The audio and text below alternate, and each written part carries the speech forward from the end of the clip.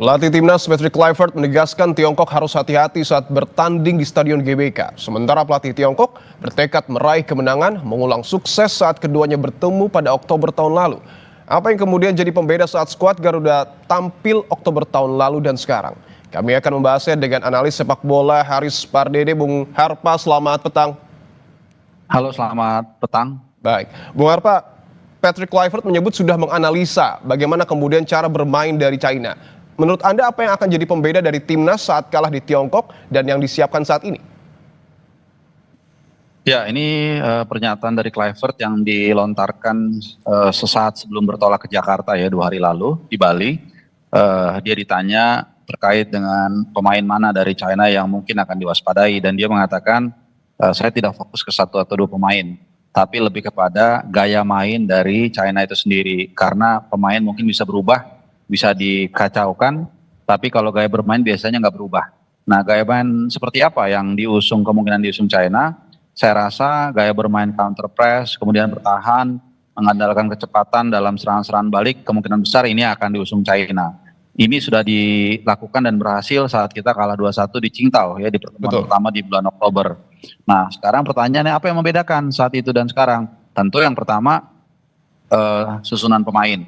Ya, saat ini kita punya beberapa pemain yang berbeda, yang tak ketambahan pemain diaspora, di antaranya adalah Joe Pelupessy dan juga Ole Romney. Sehingga gaya bermain atau pendekatannya pun bukan tidak mungkin berbeda. Ada banyak orang yang bertanya-tanya juga nih terkait dengan gaya bermain atau strategi yang akan diterapkan oleh timnas. Ada yang mengatakan bertahan aja karena kita selama babak kualifikasi round 3 ini kalau kita bertahan, kalau ball position kita rendah kita menang. Iya, tapi itu dengan catatan dulu pemain kita berbeda. Ya, seperti yang tadi kita singgung, tidak ada Joe Pelupessy, tidak ada Ole Romney dan juga belum ada Kevin Dix. Sehingga kalau ditanya nanti apakah sama-sama mau bertahan, saya rasa kayaknya enggak. Walaupun Alex Pastoor ini memang tipikal yang pragmatis. Ya, tapi saya rasa kita akan mengambil inisiatif menyerang. Ya, kemudian kita punya Ole Romney yang clinical, dan kalaupun ada counter kita punya Joe Pelupessy yang tentu ini tidak main saat kita kalah dari Cina di pertemuan pertama. Artinya Anda meyakini bahwa pelatih Patrick Kluivert akan mengusung skema permainan ofensif meskipun bisa dikatakan permainan nanti melawan Tiongkok ini akan menjadi laga yang kemudian cukup menentukan. Ya, itu tadi ya, karena kalau menentukan dan kita harus menang kan berarti harus cetak gol. Ya kan, kalau kita nggak cetak gol, kita nggak mungkin menang, nggak bisa menang kan, seperti itu.